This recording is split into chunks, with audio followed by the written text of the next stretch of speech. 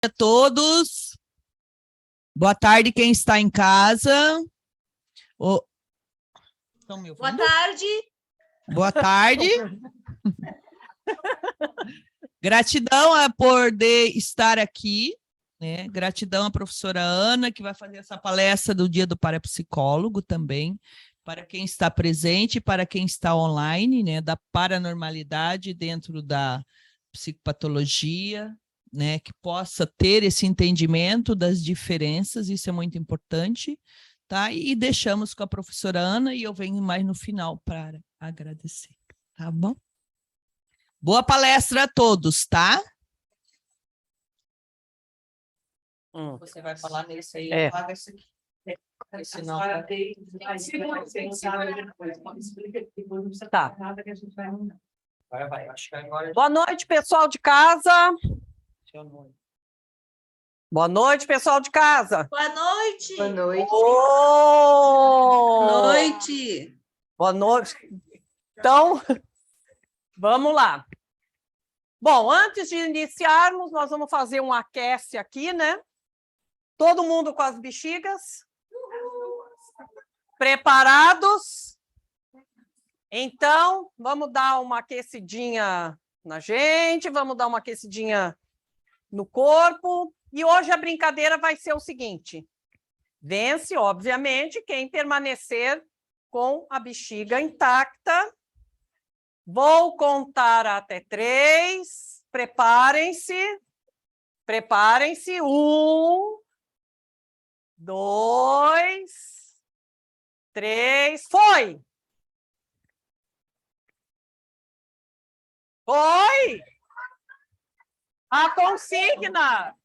Foi!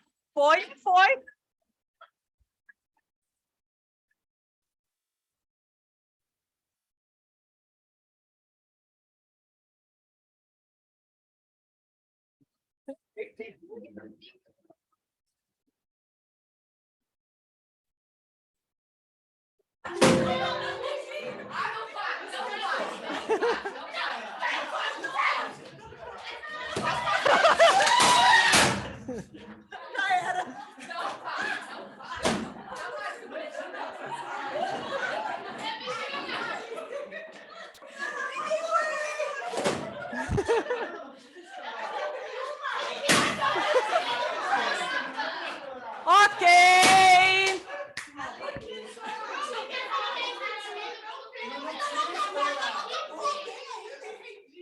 Tá. A primeira pergunta que eu queria fazer foi: em que momento eu falei que tinha que estourar?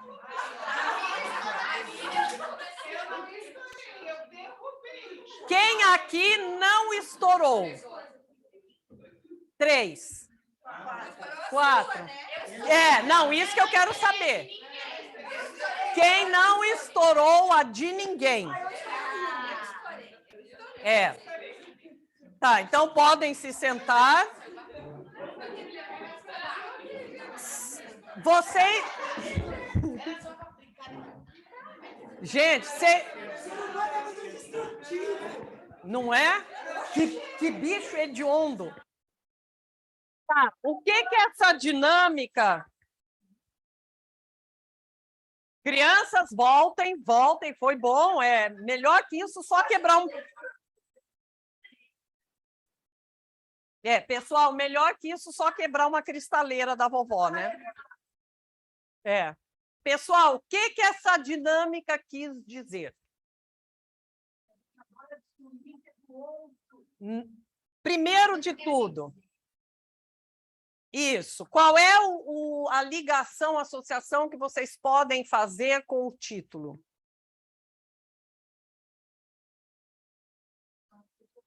Que a gente tem que mandar o paciente estourar a bexiga? Não. A gente não respeita a individualidade do outro e a gente ouve coisas que não foram ditas por uma mera questão cultural. Qual é a questão cultural? Nós estamos acostumados a brincadeiras competitivas. Começou com alguém fazer. E aí foi, né? Mas principalmente porque nós estamos reagindo a comandos que já estão postos socialmente. Então, não há uma brincadeira, por exemplo, que a gente diga assim, qual foi a consigna? Vence quem ficar com a bexiga inteira. Só que não existe uma brincadeira onde todos ganhem. Não. Né? A gente está acostumado com a brincadeira que é esse momento de competição.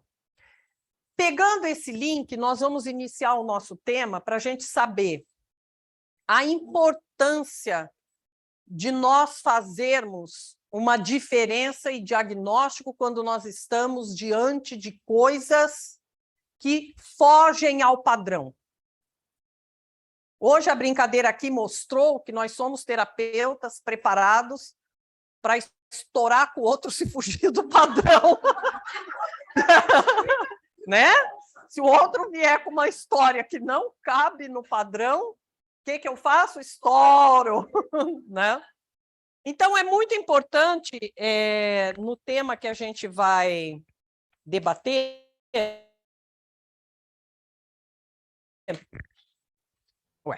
o raio do... O bom diagnóstico inicia-se... o bom tratamento inicia-se com o bom diagnóstico. A primeira coisa que nós temos que aprender é ouvir. Hoje, a brincadeira estraçalhada desses corpos de bexigas aqui no chão, não é? Demonstrou uma situação. Não ouvimos. Ouvimos aquilo que queríamos ouvir e reagimos em cima disso. O que isso quer dizer? Que nem vamos levar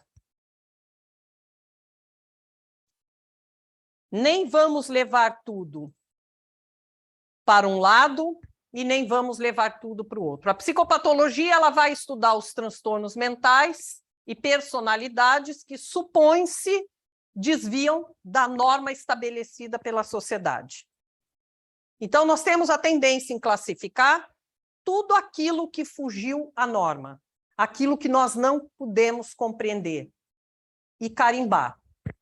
E, no caso da parapsicologia, também ela vai estudar os fenômenos anômalos, aquilo que também não... Lembrem-se que nada disso, anômalo, não é sinônimo de doença, nem de patologia, nem de nada disso, tá? Então, é bom a gente já ir percebendo com o que nós estamos lidando, né? Nós estamos lidando com duas ciências que estão focadas naquilo que está diferente, naquilo que não é comum. Quem determina o que é comum ou o que não é comum? A sociedade médica, a sociedade dos parapsicólogos, a sociedade dos pediatras, a sociedade, a ciência, isso, aquilo. Não é de todo ruim, porque é preciso que a gente tenha um mínimo de parâmetro para que a gente possa também fazer ciência. Não pode ser um cavalo solto, né? E nós no meio disso tudo. A nossa grande questão é como lidar com o entrelaçamento que tem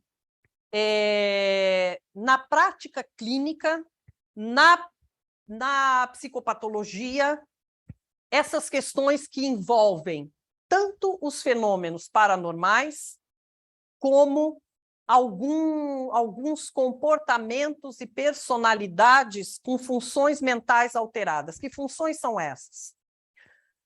Na pesquisa que eu fui fazendo, é bastante difícil nós encontrarmos, dentro daquilo que faz um estudo comparativo entre o que é patológico, o que não é patológico, quais os sintomas e tal, a tendência é fazer um estudo mais amplificado e mais ampliado para aquilo das religiões. As religiões, elas acabam nos mostrando, né, algumas religiões acabam nos mostrando muito mais alguns comportamentos como possessão, mediunidade, né? Mas vamos lembrar que todos esses fenômenos nós estamos saindo, né, o pessoal de casa, alguns sabem, outros não, os que estão aqui também, nós estamos saindo agora de uma aula de psicopatologia, onde nós estávamos demonstrando alguns sintomas existentes, por exemplo, em quadros de esquizofrenias e psicoses. As esquizofrenias e psicoses acabam aparecendo com alguns sintomas muito semelhantes a quadros de possessão e etc, etc. E aí vem o grande nó da questão. Tudo então, os hospitais psiquiátricos estão cheios de pessoas com fenômenos paranormais e todos os que têm psicopatologia, o diagnóstico está dado errado. Por quê? Porque essa é muito próximo. Você tem um delírio, você tem uma alucinação provocada por um quadro esquizofrênico, né? um quadro psicótico, ou você ter algum tipo de manifestação num centro espírita que você diz, estou, né? O espírito está dizendo. Então, gente, o cuidado é o mesmo com a bexiga. Vamos ouvir o que está sendo dito, tá? Tem várias formas que nós vamos conseguir fazer uma avaliação, um diagnóstico o mais próximo possível, tá? Do que está acontecendo. Por que o mais próximo possível? Porque ainda falta o chão para que a gente possa dar exatamente tal qual é. Até porque, né, vem aí uma boa crítica, nós temos o mito da ciência, onde a ciência tudo responde, tudo fala, né? E a gente sabe que o tempo inteiro tem um filósofo que ele diz que a ciência é a arte do falseamento. Ele fala o que é uma coisa e eu vou procurar o que está falso naquilo para fazer o contraponto, etc, etc. Então, vamos pensar num diagnóstico mais próximo possível daquilo. Muito parecido, tem alguns transtornos que eles são muito parecidos com vivências, né? Desse tipo, vivências paranormais, e que eles não são patológicos, a menos, e isso é uma questão fundamental, a menos que eles venham a causar dor, sofrimento, disfunção, uma série de prejuízos na vida da pessoa que está tendo, tá?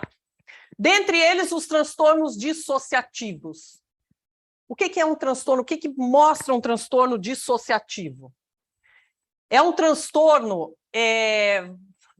Para desenho eu não sirvo, né, gente? Mas faz de conta que aqui, vamos muito a grosso modo, imaginar que aqui estão algumas funções mentais, né? Senso, percepção, memória, linguagem, cognição e blá, blá, blá. Tá. O transtorno dissociativo é quando isso aqui trabalha numa circuitaria só, tá? Isso é super interligado. Não existe assim, sinto a minha memória abalada, e aí entra todo mundo da caixinha da memória, né? Não. Se a memória está abalada, ela vai causar uma série de outros prejuízos e aí por aí adiante. O que acontece, por exemplo, com transtornos dissociativos? Muitas vezes, algumas dessas funções, elas parece que passam a atuar independente. É como se elas tivessem um foco. Vamos imaginar que tivessem luzinhas brilhando. É como se tivesse um foco de luzinha um pouco mais forte num determinado ponto. Alguns autores falam que o tempo inteiro nós temos processos dissociativos e que não são patológicos, como, por exemplo, experiências de flow. Quando a gente está... O que é isso? É uma palavra que o pessoal de mindfulness, da neurociência, está usando muito, que são aquelas sensações, aquelas impressões que a gente tem quando nós estamos tão imersos em alguma coisa. Pega um atleta de alta performance, ele está tão focado naquilo, está tão concentrado naquilo que ele está fazendo, que tempo e espaço parece que somem. Né? De repente ele olha assim, meu Deus, mas já passou tudo isso? perdeu assim a noção do tempo e a noção do espaço. Em geral, quando nós estamos nessas experiências de flow, há uma tendência a ter esse processo dissociativo e ele não é patológico. Ele é uma altíssima gama de atenção e concentração em cima de algo que está se fazendo, né? Nós temos outros processos dissociativos, por exemplo, onde quem aqui já acordou assim, deu aquela dormida à tarde, acordou e disse, meu Deus, perdi o trabalho! Tipo, né? Era de manhã e era de noite, né? Perdeu-se ali no tempo. É um pequeno processo dissociativo e não é um processo patológico, né? Dentro para ser um processo patológico, ele vai ter que ser um transtorno. É quando você perde o controle e isso começa a aparecer com uma frequência e com uma intensidade para além daquilo que você está conseguindo dar conta. Vocês já tiveram a aula de projeciologia? Não? Tá, então lá vocês vão ter propostas, por exemplo, de partirem para transtornos dissociativos em ambiente controlado. Tá? Então, não são patológicos. Nós temos, por outro lado, processos patológicos como... Alguns vão falar, né, o transtorno de múltiplas personalidades, enfim. O que é esse transtorno? É quando você tem uma divisão de ego, né? O Freud chamava isso de alter egos, e esses egos passam a se tornar quase que independente. Aí função, memória, percepção fica totalmente prejudicada, o que um faz, o outro, né? Nós vamos ter isso em psicopatologia, o outro, isso são processos patológicos. Está fora do teu controle, está causando problema, essas personalidades todas estão atuando, né? Então, isso fica um processo patológico. Outro transtorno que vai ser muito próximo, né? Daquilo que nós vamos ter que ter um olhar bem atento para o que são, de fato, as possessões, os transes, questões religiosas, e alucinações e delírios. Os quadros de esquizofrenias e psicose, a marca deles é delírio e alucinação. Delírio também não é algo que possa ser totalmente patológico, ainda bem, porque todo mundo é um pouco delirante, né? Hoje, inclusive, estávamos pegando vários exemplos de delírio, né? Então, cada um de nós tem um pouquinho disso. E não é necessariamente quando você se envolve numa fantasia muito profunda, você entra quase que num processo delirante, e também não é patológico se não for um pouco além disso, né? O que nós vamos perceber quando a gente fala em delírios e alucinação? A alucinação, então, ela é mestre nisso, porque a alucinação é uma percepção sem objeto. O que é uma percepção sem objeto? Eu ouço vozes, eu vejo coisas que não estão lá. Ora, isso faz parte também de experiências que podem ser consideradas paranormais. Se eu estou num contexto religioso, se eu sou médium, eu vou dizer que estou vendo, estou ouvindo. Tá tudo bem, tá? Então, uma coisa que vem chamando bastante a atenção. Como até onde essas coisas se entrelaçam e como é que isso se dá na nossa prática clínica. Se chegar alguém com esta narrativa, como é que a gente vai para um lado ou para o outro? Como é que nós vamos fazer o contraponto disso tudo? Então, essa é a nossa discussão, né? Experiências espirituais e psicóticas, né? Elas têm as semelhanças de sintomas. Infelizmente, os estudos estão mais voltados para essa questão que envolve a espiritualidade, né? estão mais voltadas para isso. Obrigatoriedade, investigar o sistema de valores e crença. Como nós estávamos já, hoje nós estávamos no quadro das esquizofrenias. Então, existem, não é... Primeiro de tudo, não dá para pegar um sintoma isolado. Apenas alucinação e delírio não é um quadro ou um episódio necessariamente psicótico patológico. Então, há que se investigar, e é isso que eu estava dizendo para a turma o tempo inteiro, e volto a repetir, não tenham medo de perguntar. Perguntem, entendam o que está acontecendo. Lembrem-se sempre do processo da bexiga, não ouviu e sai correndo. Não ouçam vocês o que não está lá. E nem coloquem o que vocês querem que esteja. Porque aí é o sistema de crença de vocês. Se vocês acreditam em alguma possibilidade de comunicação entre espíritos, é seu. É seu. Na prática com o outro, você vai fazer o estudo de valores e crenças. De que maneira esse indivíduo conhece e apreende e significa essa experiência. Por quê? Porque é óbvio, vocês vão ver mais à frente, alguém que está num surto psicótico dificilmente tem uma explicação lúcida sobre o evento pelo qual ele acabou de passar. Então, já é um dado bastante relevante, né? Telepatia, clarividência, retro e pré-cognição, né? Tudo isso está na nossa dramaturgia, está nas artes, está no imaginário. Então, é algo que, obviamente, que está no ser humano como algo natural. Nós não criamos... As artes são produzidas, conforme dizemos hoje, são produzidas por humanos. Ai, mas as artes são uma fantasia. Ninguém tira do nada aquilo que não conhece. Tá? Então, está muito posto na nossa dramaturgia.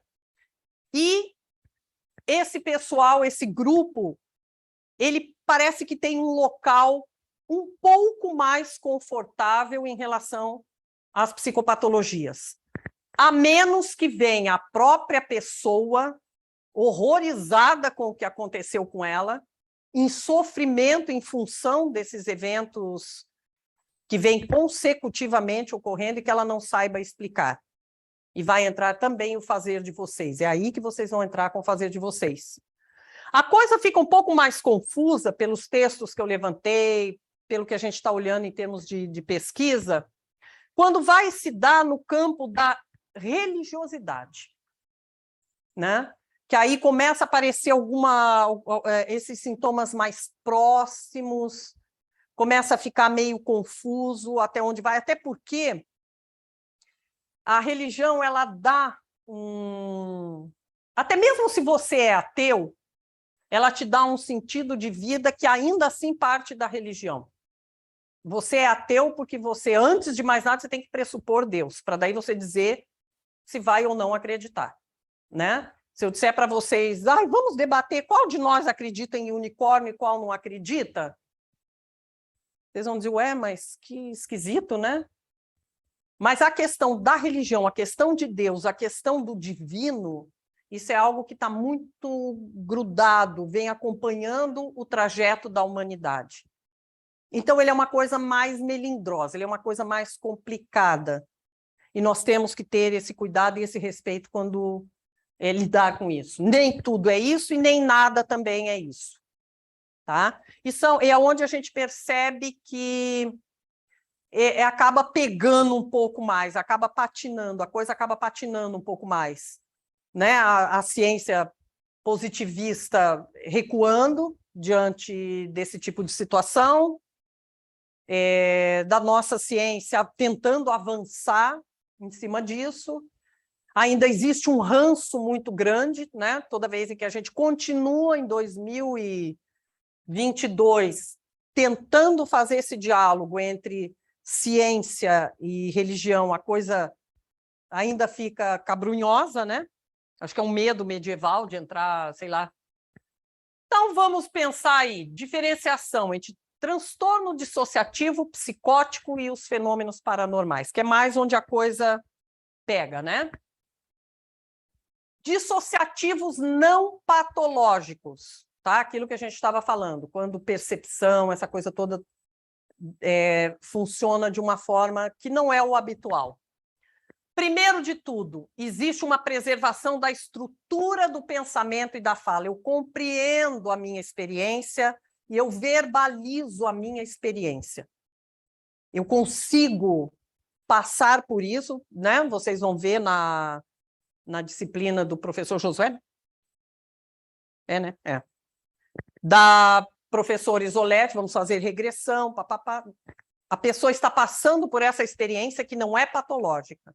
Ela verbaliza, ela mantém o seu pensamento intacto, tá? Predomínio das alucinações visuais sobre as auditivas. Isso é bastante importante. Existe essa parte visual de percepção dos sentidos, ela é mais visual do que auditiva. Um aguçamento dos sentidos, né? Eu acho que quando vocês chegarem na disciplina da professora Isolete, ou hipnose já tiveram também? Não? Então, tudo isso vocês vão chegar lá e vão aprender. Tá? E aí vocês vão perceber que no momento de um rebaixamento da consciência, outras formas emergem. Não patológico, vocês estão entendendo o que está acontecendo. Há uma estabilidade das emoções, isso é muito importante. Hã? Não. E existe uma duração da experiência no tempo. Essa pessoa que passa por processos dissociativos não patológicos, ela tem uma tendência a não ter histórico pré-transtorno. Então, quando vocês estiverem diante de alguém e forem fazer esse questionário, é muito importante vocês saberem se existe uma história por trás disso, seja para um lado, seja para o outro. Ou uma história sobre patologias, né? Ou se existe uma história de que a pessoa já vivencia há determinado tempo os fenômenos paranormais também. Então, é um quebra-cabeça que vocês vão montando para chegar num consenso. Nos processos patológicos, a gente percebe que há uma quebra de estrutura do pensamento e da fala. Está confuso. A pessoa não percebeu essa experiência, ela não está conseguindo significar essa experiência, está muito confuso. Predomina as alucinações auditivas, sempre alguém dizendo, e sempre dizendo coisas bastante ruins, né? Ela não tem uma vivência positiva do fato. Ela tem uma vivência negativa sobre o fato.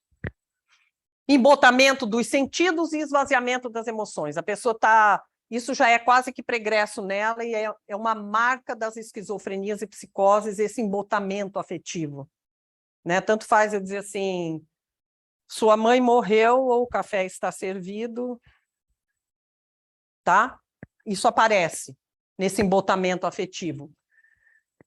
E esses rompantes, durante o processo, a pessoa pode apresentar esses rompantes mais agressivos, mais sexuais, mais eróticos. Isso vai acompanhar também.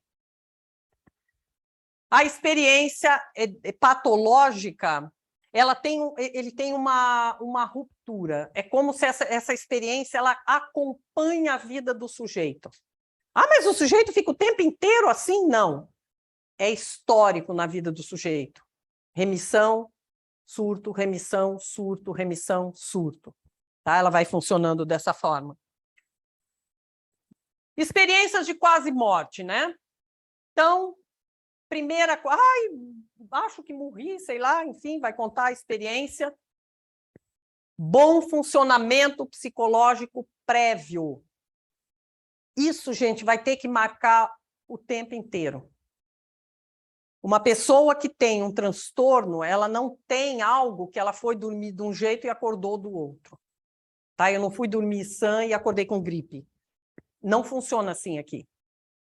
Então, vai ouvir uma narrativa de experiência quase morte, vai sondar o funcionamento psicológico prévio.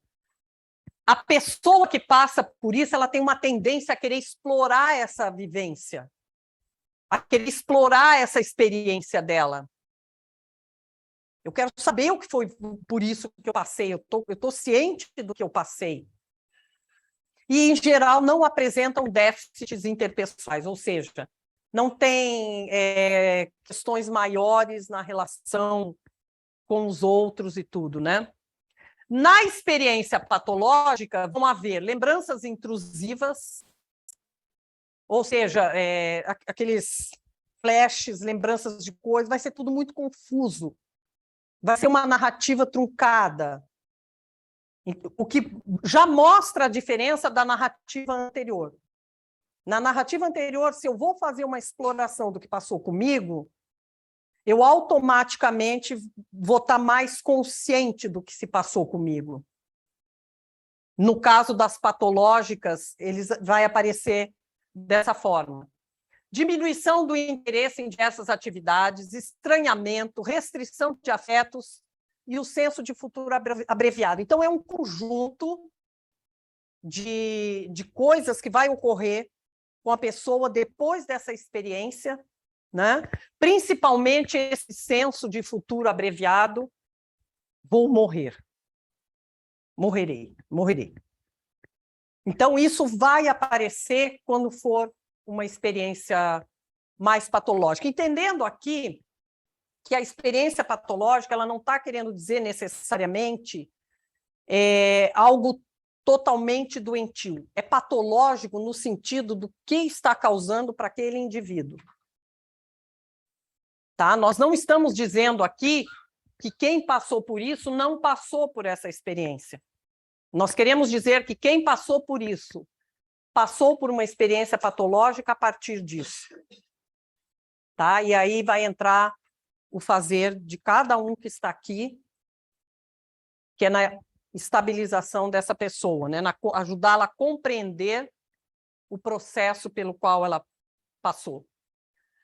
No caso da esquizofrenia, ela se torna diferenciada, porque a esquizofrenia é um dos piores transtornos mentais que nós podemos ter, né? Ela, de fato, é bastante comprometedora, e ela vai ter alguns pontos muito semelhantes a experiências místicas, né? Quando for uma experiência mística, por exemplo, de um quadro de esquizofrenia, de um surto psicótico, nós vamos entender que nas experiências místicas, a tendência é que você vai ter encontro com Deus, recheado de sentimentos religiosos, né? Faz parte da... Quem fala um pouco sobre o Santo Daime narra, né, de forma ordenada a experiência que passou. É como se nós estivéssemos narrando o nosso sonho. Ainda que nós tenhamos sonhado com a coisa mais absurda do mundo, aquele sonho nós conseguimos narrar aquele sonho, nós conseguimos entender que aquilo é um sonho, nós temos uma compreensão sobre esse evento. No caso das experiências místicas, você tem uma tradição religiosa, e isso aqui é bem interessante, porque trata-se de percepção. Eu consigo perceber a incredulidade de alguém quando eu conto. Se você vem de uma tradição religiosa que é comum que tenha conversa, diálogo, interação com o mundo espiritual, você acredita que o outro que não tem isso, você entende a incredulidade dele. Por quê? Porque você está entendendo o que está acontecendo. Num quadro patológico, onde o esquizofrênico não consegue diferenciar o interno do externo, isso aqui fica muito complicado. A esquizofrenia, ela mexe demais com a percepção. Então, fica muito esquisito tudo isso. Também nas experiências místicas, isso também é muito importante, vocês vão ver o tempo inteiro quando forem falar dessas experiências que as pessoas passam dentro daquilo que não é patológico, as experiências de paranormalidade. O indivíduo sente a necessidade de efetuar alguma mudança no seu comportamento depois da experiência. A tendência é que haja um remodelamento, haja uma reflexão, haja uma crítica sobre isso que você passou, né? No caso das esquizofrenias, esses encontros têm sempre um cunho de maldade, né? Eles passam por períodos de sofrimento muito grande, porque tanto as alucinações quanto os delírios são de espécies bastante agressivas, bastante persecutórias, né? Então transforma a experiência numa coisa bastante difícil. Já há história pregressa de transtorno mental associado, já existe isso, tá? Quando você está lidando com quadros graves de transtorno mental, isso aparece na história do indivíduo, não surge feito carta de baralho. Oi. Houver um diagnóstico equivocado de um psiquiatra, um fenômeno paranormal, o psiquiatra é procurado medicar a partir de já tem um histórico, né? Então, se você for pesquisar, já existe um histórico, né? E ele está dedicado, então, o embotamento das emoções já está ali. Então, uma vez que houver um erro você resgata aquela criatura. Então, mas vamos pensar o seguinte, o bom psiquiatra, ele não vai simplesmente olhar para a pessoa e dizer assim, pois não, eu ouço voz. O senhor ouve vozes? Perfeito. Ao dom. Um bom psiquiatra, isso aqui chama atenção para uma exploração tanto da parte da psiquiatria, quanto da psicologia, quanto do parapsicólogo. É a brincadeira da bexiga aqui. Eu não vou só ouvir o que eu quero. Um quadro de esquizofrenia, ele não vem com um sintoma dizendo assim, aconteceu comigo esses dias, eu tive uma alucinação e o psiquiatra imediatamente vou medicá-lo. Vão acontecer erros de diagnóstico? Vão. Como vão acontecer do lado de cá, de você estar com um quadro possível de psicose e o teu olhar resistir, querer levar adiante aquilo como sendo uma experiência dele de paranormal. Alguém que teve a experiência paranormal. No ambiente onde a religião acha que isso é do outro lado, vamos dizer, do lado do mal, carrega a pessoa do consultório do psiquiatra e fala para ele. E aí todas as esquisitices, aquilo que a pessoa devora demais no banheiro, passa a ser interpretado como um comportamento anormal. O comportamento anormal está sendo interpretado o tempo inteiro, com ou sem psiquiatra, por nós todos uns em relação aos outros, né? Que é isso que a gente iniciou falando. Qualquer coisa que está para quem ou para além da média tem sido um problema de forma generalizada para quem lida com saúde mental, né? E vocês vão cair também no âmbito da saúde mental, porque essa experiência ela pode ser um avanço em saúde mental, como o mau diagnóstico pode ser um atraso em saúde mental. Então, esse é o desafio que nós estamos propondo aqui. Como é que vai haver o entrelaçamento entre psiquiatras, psicólogos e parapsicólogos para lidar com experiências humanas que, embora nós não estejamos habituados a ela no dia a dia, toda hora, todo instante, elas fazem parte do processo saudável e natural e que a qualquer momento pode eclodir. Então, essa é a caminhada espinhosa e em terreno lamacento que nós estamos falando. Tanto do lado de cá, quanto do lado de lá. Entende? Ah, tudo é, então, um fenômeno paranormal? Então tá, então nada é. Então vamos medicar a pessoa. Entende? Nós temos que fazer esse entrelaçamento.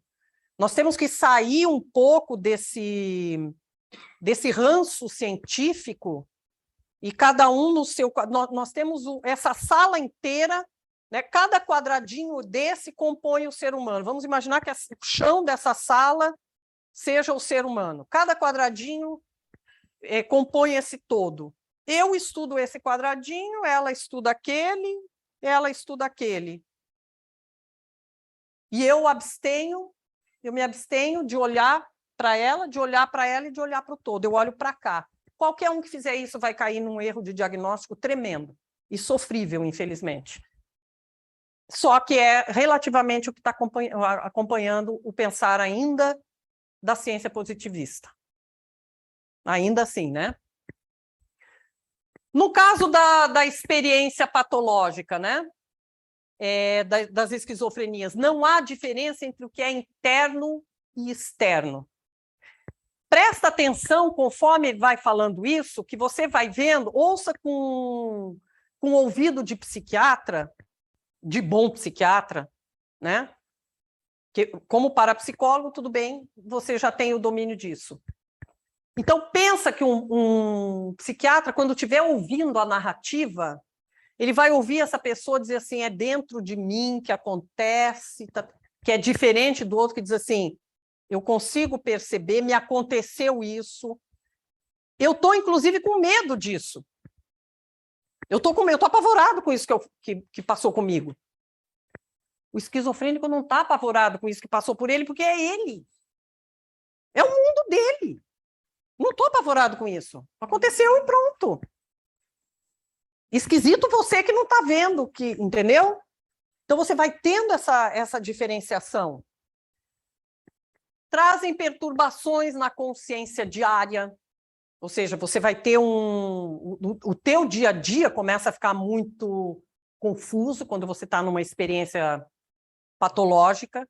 Na não patológica, você não fica a cada segundo da tua vida, né? Mediunizei, parece que está levando choque e a coisa vai acontecendo.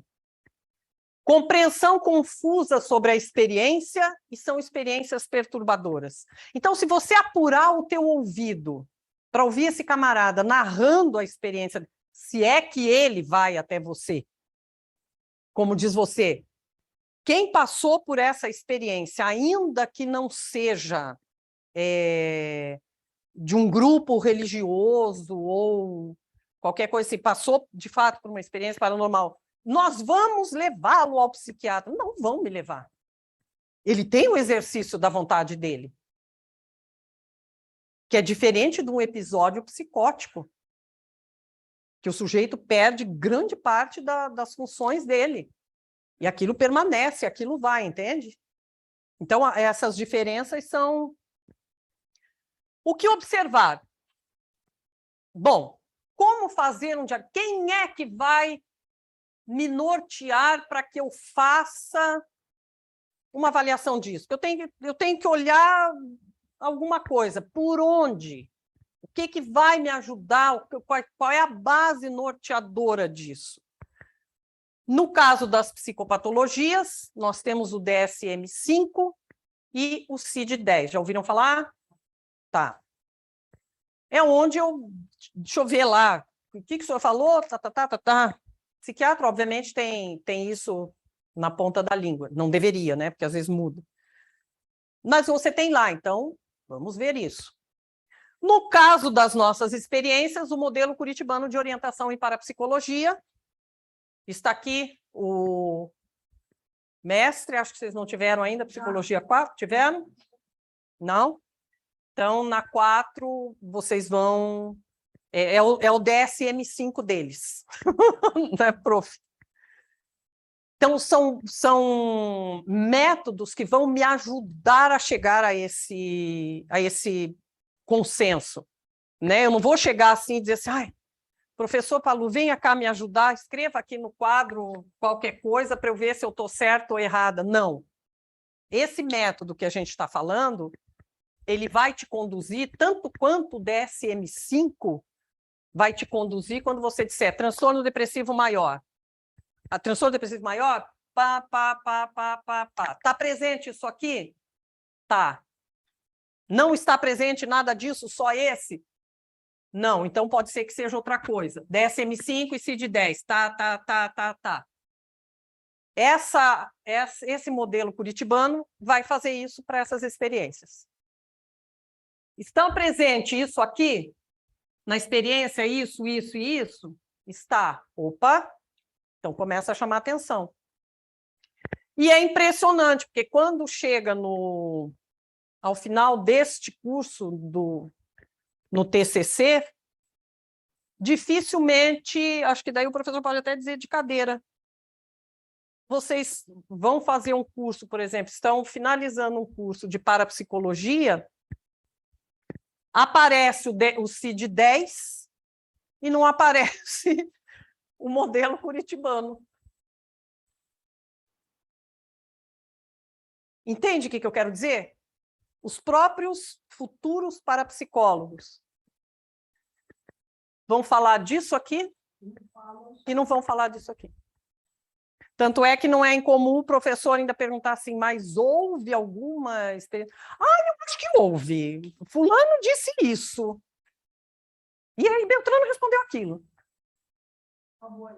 Por sorte, ele não perguntou assim, e como foi que você chegou, criatura, a esta conclusão? Que aí a criatura vai dizer...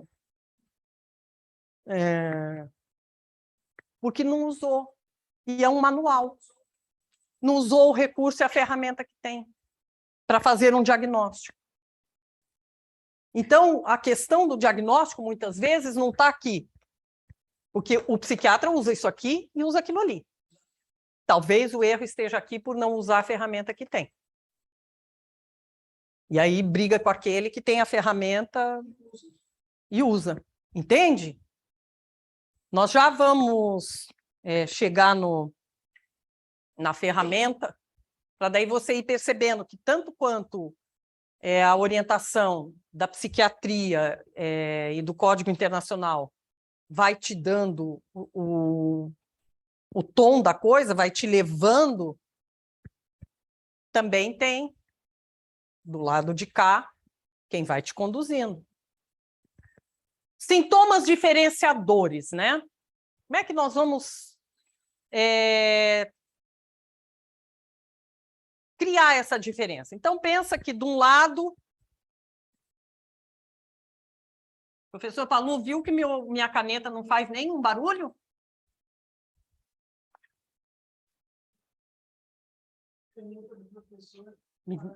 Menina, eu quase morria de dentes, assim, metade dos meus dentes estão desgastados por causa disso. Ai, nem me fale.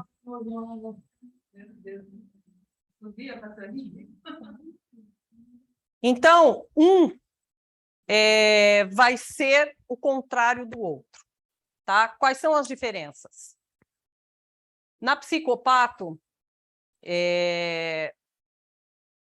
quando não tiver sofrimento psicológico de significância, senão a gente vai ser contraditório. Mas a pessoa teve a experiência paranormal e quase morreu de desespero. De significância. Então, vamos estar aqui. Ausência de prejuízos sociais e ocupacionais. A minha experiência tem... Gente, uma experiência de surto psicótico, não sei se vocês já estiveram diante de uma experiência dessa. Ela é avassaladora. Não só para surto psicótico, como experiências de surto em borderline e transtornos bipolares. Tá? É uma coisa devastadora. Então, vai ficar muito claro a diferença quando a gente, inclusive, estiver diante do fato, né? A ausência de prejuízos sociais e ocupacionais, ou seja, não estou com prejuízo nem socialmente, nos meus papéis sociais todos, como trabalhador, marido, esposa, isso, aquilo, né? Tá funcional. Funcionalidade, né? Vamos tirar o termo normal e passar a usar funcional. Porque senão normal a gente acaba não só estereotipando, como dizendo assim, este grupo é o que presta e isso aqui é patológico, né? Então, funcional e disfuncional. A experiência tem curta duração e é episódica, né? Então, eu não fico assim, um quadro de possessão, estou possuída, fico, né? Passo a vida possuída. Tem gente que passa a vida possuída, gente, né? Mas não é esse o caso, tá? Então, a experiência, ela são episódios. Toda vez que nós falarmos em episódio, nós vamos estar falando em algo que aconteceu, tá? Então, é de curta duração, e aconteceu e sai. Não aconteceu e fica. Existe uma atitude crítica sobre a realidade objetiva da experiência. Ou seja, a pessoa que passou por isso, ela está entendendo o que passou com ela, pode não estar entendendo para definir, classificar, falar, dizer, fazer, acontecer, mas ela tem uma integração de ego, um ego integrado para olhar e dizer assim, não estou ficando louco. Deixa eu ver o que está acontecendo comigo e buscar a relação de ajuda. Vocês vão ver que cada parte disso aqui está mexendo com uma função mental e todas elas juntas, né? Então, existe uma atitude crítica, eu estou lidando com cognição preservada. Eu consigo, meu pensamento se pensar, né? E fazer uma avaliação do que está acontecendo comigo, ou seja, eu estou com a cognição preservada. Compatibilidade da experiência com algum grupo cultural e ou religioso. Se tiver, melhor. Se não tiver, não é o único fator para dizer assim, mas claro que eu mandei para o psiquiatra, ela não era espírita. É um dos fatores também. Tá? A pessoa pode ter essa experiência sem ser de grupo religioso. Lembre-se que se nós estamos falando que isso é um atributo humano, pode acontecer com qualquer um de nós. Tá? É uma forma de reação. Da mesma forma que os nossos mecanismos de defesa vão atuar, nosso cérebro vai atuar para um lado, isso faz parte desse arcabouço de coisas que nos pertence. Ausência de comorbidades. O que é comorbidade? Um transtorno associado ao outro, uma doença associada a outra, né? Você tem, às vezes, um quadro determinante na frente e vários outros. Por que vários outros? Pela circuitaria que o cérebro é. Eu posso estar com um transtorno depressivo maior e, de tanto passar por isso, eu fui desenvolvendo outras coisas, irritabilidade, mais isso, mais aquilo, aí já virou uma outra coisa também. É muito comum nos transtornos psiquiátricos, né, nos transtornos mentais, que eles venham com os colegas todos juntos, né? A experiência gera crescimento pessoal? Para que a experiência gere crescimento pessoal, nós estamos aqui. Ou seja, cognição preservada, memória, tudo isso não está escrito ali, mas tudo isso, se fizesse barulho, você ia estar a caixaria mexendo inteira. Tá? Então, para que haja o crescimento, você tem que ter passado por aquilo, pelo pensamento crítico. Ou seja, cognição, pensamento, memória, tudo funcionando direitinho. A experiência é controlada, né? Não toma você a ponto de te arrebatar e aquilo você fica perdido em si mesmo, incontrolável, não sabe para que lado vai e fica aquela coisa absurda, né? Da mesma forma que quando você vai ter rituais ou práticas onde você vai passar por isso, seja no centro espírita, seja no chá, seja em xamãs, enfim. Você tem um local o momento, o ritual, você vai provocar tudo isso de forma segura e controlada. E a experiência é voltada para os outros, né? Em geral, você vai ter essa pegada, né? É uma experiência tão interessante. O Jung, por exemplo, ele dizia que a nossa mudança, ou ela passa por um contato imediato com a morte, que deve ser interessantíssimo, né? Mudar rapidamente, ou uma psicoterapia, né? Ou então uma grande experiência de doação em relação ao outro. Isso para nós avaliarmos em psicopatologia, tá? E está aqui a ferramenta que a parapsicologia, o modelo curitibano que nós falamos, vai apresentar para vocês. O professor vai detalhar, já começa a detalhar desde a primeira aula, portanto, lembrem-se que vocês serão os psiquiatras, sim, tá? Então, vai ter que ter... Esse é o DSM-5 e o CID-10, que vocês terão que prestar atenção para daí entrar naquilo que você falou. Ai, mas e se o psiquiatra disser? Aí o psiquiatra vai olhar, é mesmo? E se o parapsicólogo disser?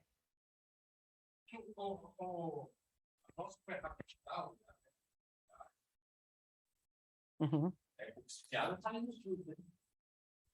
Está aí, para atender, né? Onde está o parapsicólogo? O parapsicólogo está para a elite, né? Existem poucos e é elite. Então, já começa por aí. A qualidade de armas não existe. E, na realidade, eu estou falando isso porque eu conheço um caso específico dele.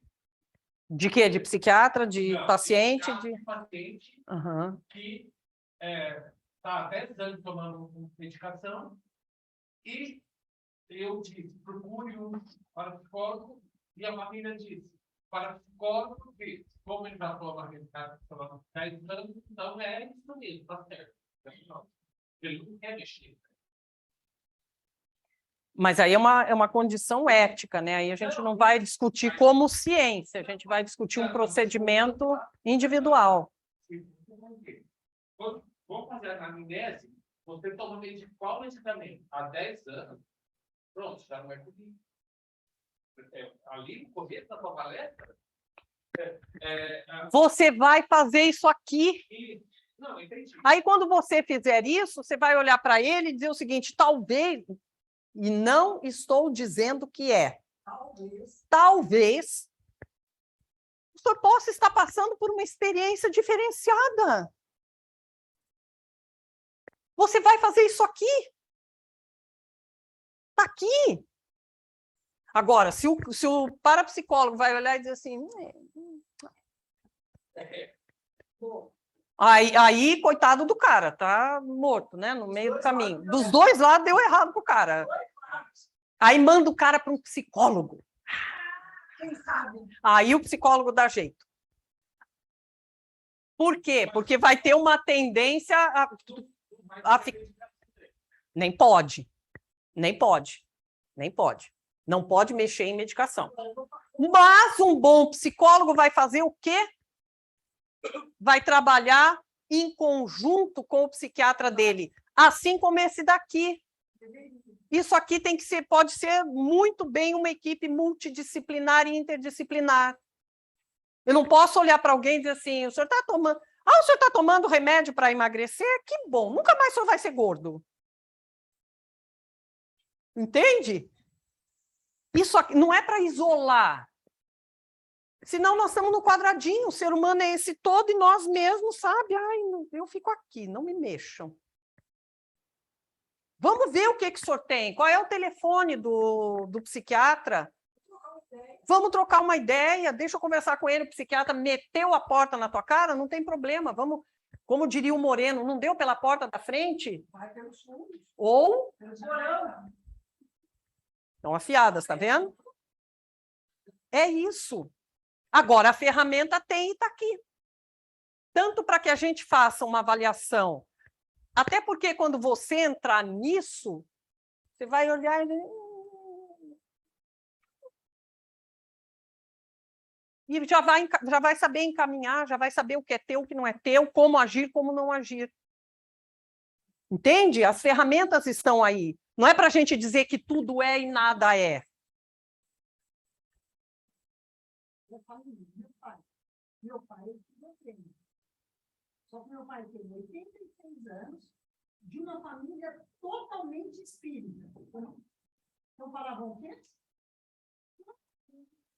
A vida do meu pai foi totalmente disfuncional. Ele teve 4 mulheres, 7 filhos, 2 de cada esposa. Se o pai dela tivesse lá no meio do sultanato, ia dizer só? Então, 4 mulheres só? Né? Então, 2 filhos. Olha como tudo vai dar cultura. Totalmente disfuncional. Ficou rico, ficou pobre, ficou rico, ficou pobre, ficou rico, ficou pobre. Com 81 anos, eu pus ele numa casa de repouso, porque ele estava morando na rua, que nem mendigo, fazendo xixi no pé dos outros. Isso faz 6 anos. Na casa de repouso, ao dó. Ah, é. O lidão está ótimo. Faz 6 anos, 5 anos e meio, meu pai está lúcido, conversa normal, tem rotina na vida. Você vê, mas por quê? Lá atrás, meu pai teve 86 anos, quer dizer, naquela época, não se tratava, né? Então, você vê, a gente tem que ter cuidado, nem tanto lá, nem tanto cá. Meu pai, se ele tivesse tomado um medicamento com 20 anos, talvez ele tivesse casado com a minha mãe até hoje, que foi a primeira esposa dele, que se amam até hoje, mas se estranham. Então, a gente tem que ter cuidado, porque o medicamento conserta. Eu tive essa experiência com meu pai. E você vê. O grande lance nosso não é nem debater, né, a questão do medicamento. Isso aí a gente não entra, tá? Mas sim do bom diagnóstico. Como é que nós vamos saber se aquilo que está diante de mim, narrando uma experiência que eu mesma só ouvi falar no instituto, agora eu estou de cara com essa narrativa. O que eu faço? Eu vou buscar as ferramentas de diagnóstico. Quais são? CID-10, DSM-4 e aqui. Tem a ferramenta. Tem a ferramenta. E digo, e chama a atenção que, acho que talvez o professor possa dizer até melhor que eu, que você pegue os vários trabalhos de final de curso e você vê lá, de acordo, o pequenininho aqui, né? CID-10. DSM. Mas você não vê esse escrito aqui. Num curso que está formando para psicólogos e não psiquiatras. Então, a grande questão desse entrelaçamento é o quanto nós também estamos dispostos a nos entrelaçar nessa trama. A trama está aqui, ó. Ela começou assim. Aí os psicólogos fizeram uma briga terrível. Hoje em dia, a psiquiatria está se dando ao luxo de dizer: vá fazer uma psicoterapia. A gente já conseguiu um bom tanto disso. Antigamente, você falava em psicólogo para psiquiatra, fazia um risco, assim. Agora nós estamos aqui. E esse grupo? Vai fazer luta quando, então, para estar no SUS? Só vai estar no SUS se tiver primeiro na população. Se isso aqui estiver sendo falado, se isso aqui estiver sendo divulgado por cada um dos 5 que vão atender 5, mais 10, sei lá mais quantos. Porque as alternativas já estão no SUS. Já estão na luta. Entende? Então, eu acho que o que fica para a gente, já que nós estamos no dia comemorativo do parapsicólogo, quando é que nós também vamos nos entrelaçar? Vamos perder essa timidez e ligar, gente. E ligar. Nós, psicólogos, também tínhamos... Ai, mas eu vou ligar para o psiquiatra? O que eu vou dizer? Nossa, ele vai dizer, a senhora Se formou em medicina, a senhora isso, a senhora aquilo. Vai falar do teu saber que ele não sabe. Porque nem todo psiquiatra sabe o fazer do psicólogo. E muito menos desse daqui. Você domina isso aqui. Vai lá contar. Mas vá com base. Não vai chegar na cara de um sujeito desse assim, eu acho, sabe por quê? Porque meu tio lá em casa, uma vez, ele recebeu um espírito, o espírito disse que era para vir aqui falar com o senhor, o homem te mete a porta na cara que nunca mais você recupera o nariz. Se for um pouco maior, então, ferrou. Tá? Então, acho que fica para a gente não só saber fazer um bom diagnóstico, mas após o diagnóstico, o que eu faço com isso? O que eu faço com isso? O que eu faço com esse troço que está na minha frente? E agora? Porque diagnóstico é fácil. A gente, inclusive, sabe até diagnosticar assim, ó, ela é uma fofoqueira. Diagnóstico. Tá, e agora o que eu faço com ela? Para não deixar que ela me atinja com essa forma de ser. Então, esses os dois desafios. Como fazer um diagnóstico e o que fazer com ele depois? Não adianta eu chegar lá e dizer assim, telepata. Mulher, muito bem, mas eu estou me borrando de medo, não quero nada disso, me tira isso de dentro da cabeça. Eu tenho a impressão que agora tudo que me acontece é para o mal, porque nós temos o discurso da escassez. Né? O discurso da escassez. Sempre tive um sentimento assim, acho que alguém vai... Meu Deus, alguém da minha família ou vai morrer, perder um braço, fazer acontecer. É sempre isso. Aí eu vou dizer, olha, eu só cheguei até aqui. Que isso é telepatia, eu posso assegurar para a senhora que é. Mas o que fazer? Eu vou para o módulo 4 da parapsicologia. Dá para a senhora voltar daqui um mês? Né? Daqui um mês, professor do céu, eu estou com um paciente, o que eu faço? Então, esse é o nosso desafio. Um bom diagnóstico para haver um bom tratamento. Tá? Essa é a diferença, e tirar essa pessoa do sofrimento. Ok, pessoal? Já estão aqui me dando as ordens todas, tá? Agradeço a presença de vocês também, tá?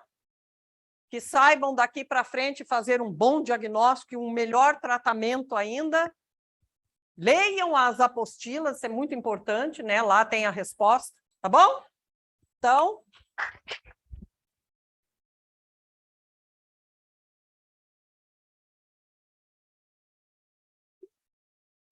O quê?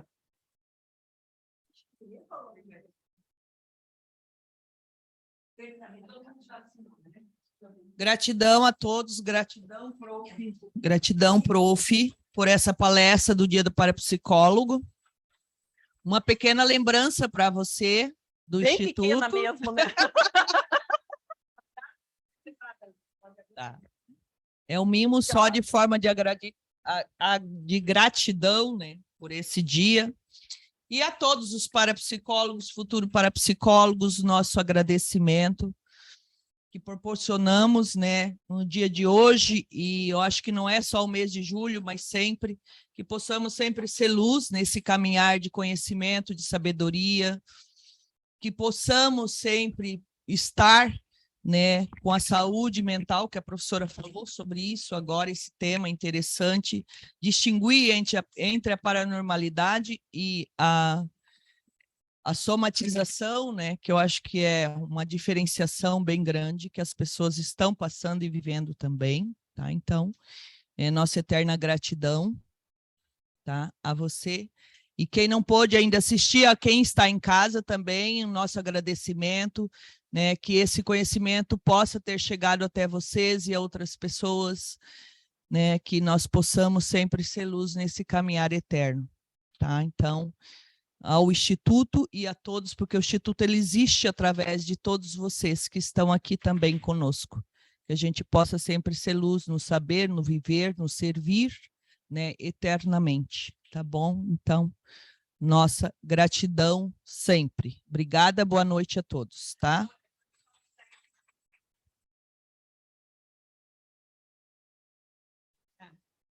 Pessoal que está em videoconferência, só para a questão da chamada. Tá bom? A Thaís já salvou, daí eu já preencho aqui, não tem problema. O pessoal que estava aqui já respondeu, né? Então, tá bom. Então, até amanhã, né? 7:55, o pessoal que está em videoconferência também.